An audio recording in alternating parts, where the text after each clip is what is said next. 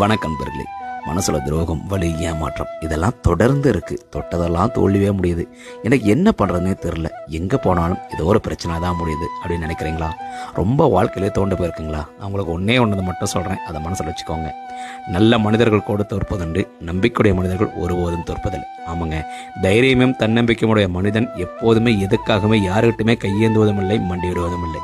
ஆமாங்க, உழைப்பை மட்டும் நம்புங்க, வேறு எதையுமே நம்பாதீங்க. அப்புறம் இது எல்லாத்தையும் தாண்டி நான் உங்களுக்கு ஒரு பர்சனலாக ஒரு விஷயம் சொல்கிறேன்.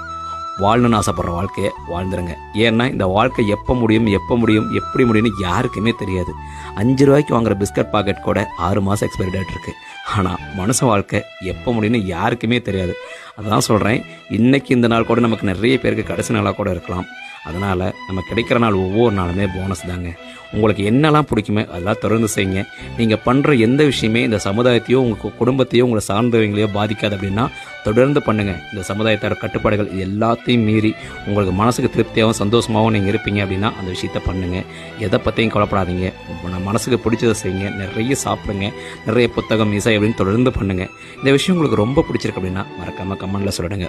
ரொம்ப பிடிச்சிருக்கு அப்படின்னா ஃபாலோ பண்ணி ஆதரவு கொடுங்க. அது எல்லாத்தையும் தாண்டி மீண்டும் ஒரு முறை உங்களுக்கு நன்றியும் பேருந்துகளும். நன்றி நண்பர்களே.